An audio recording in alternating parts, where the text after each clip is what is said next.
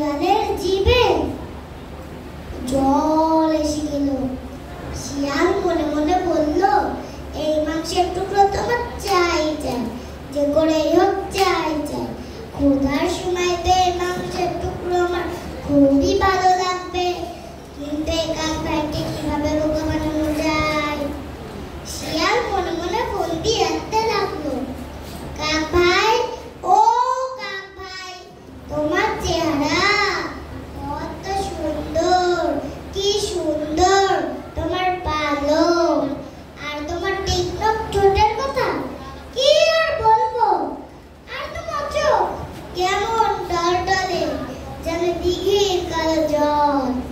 এই শুনে কাক মনে মনে বলল, শিয়াল ভাইয়া তো খুবই ভালো, কি চমৎকার আমার প্রশংসা করছে। শিয়াল দেখলো শিয়ালের প্রশংসা শুনে বোকা কাক খুশি হয়েছে। তখন শিয়াল কাককে বলল, কাক ভাই, কিন্তু একটা আফসোস কি জানো কাক ভাই, তোমার সবই খুব সুন্দর আর মিষ্টি, কিন্তু দুঃখের ব্যাপার, তুমি তো গান গাইতে জানো না। তোমার কণ্ঠে গান কি সুন্দর আর মিষ্টি লাগতো।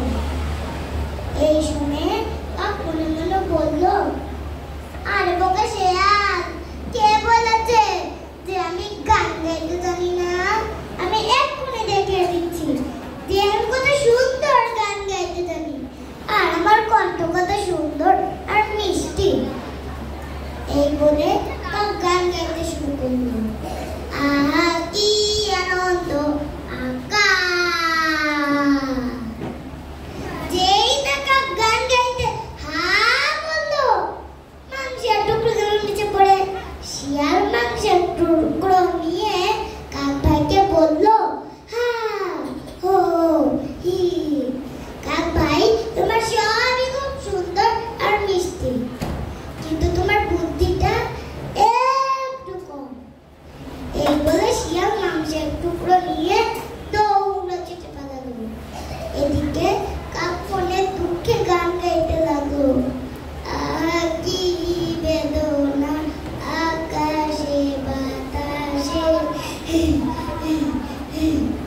দেখলে তো বন্ধুরা, কারো মিষ্টি কথায় আমরা নিজেদের ক্ষতি করব না, আর চালাকি করে অন্যকে ঠকাবো না।